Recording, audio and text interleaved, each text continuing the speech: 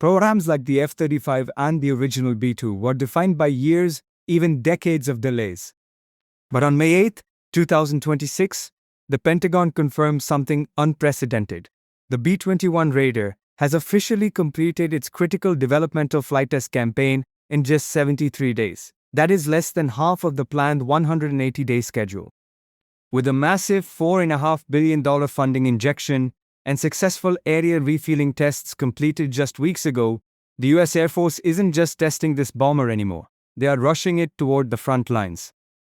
But why the sudden urgency? Today, we analyze the technical breakthroughs and the geopolitical red lines that are forcing the US South to field the Raider 3 months ahead of schedule. Technical SES. Digital advantage. To understand the speed, we have to look at the technology. Unlike the B-2 Spirit, which is a boutique aircraft, hand-built and notoriously difficult to maintain, the B-21 was designed from day one as a digital bomber. Northrop Grumman used digital twins to run thousands of hours of flight simulations before the first prototype even left the ground. This meant that when the aircraft finally reached Ellsworth Air Force Base, engineers weren't looking for bugs, they were simply verifying what the computer already knew. The B-21 uses 2 engines derived from the F-35, which are already flight-proven, combined with its broadband stealth profile, designed to be invisible to both high-frequency tracking and low-frequency surveillance radars. The Raider's hardware is more stable than any prototype in history. By finishing the test campaign in 73 days, the Air Force has proven that the Raider's open architecture software is ready for combat.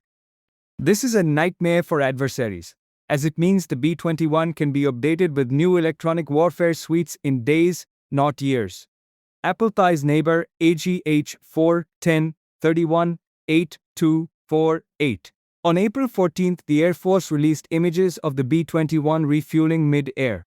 While it looks standard, this was a massive strategic signal. The B-21 is significantly more fuel efficient than any previous bomber. This efficiency is the secret to its rush. In a potential conflict in the Pacific or the Middle East, the US South tanker fleet is a major bottleneck. Because the B-21 consumes a fraction of the fuel of a B-2, it frees up tankers for the rest of the joint force. The Air Force is rushing the Raider because it acts as a force multiplier. It doesn't just carry munitions, it acts as a high-altitude data node, coordinating Lurl wingman drones and providing real-time targeting data to the Golden Dome IR. Missile defense systems. Action 3. The geopolitical clock. But the technical success is only half the story.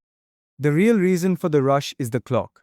As of May 2026, global tensions have hit a breaking point. With the Iran ceasefire on life support and new S-500 batteries being deployed in Eastern Europe, the US South needs a platform that can penetrate anti-access armor denial zones today, not in 2030. The Pentagon's decision to move $4.5 billion from the 2025 reconciliation package to ramp up production by 25% tells us one thing. The Air Force expects to need these bombers on the ramp at Ellsworth Air Force Base by early 2027. With emergency readiness possible as early as late this year. The B-21 is the only aircraft in the world capable of holding any target at risk, anywhere, even inside the most heavily defended airspace on Earth. Aspect. Conclusion. The B-21 Raider has officially shifted from a future project to a current asset.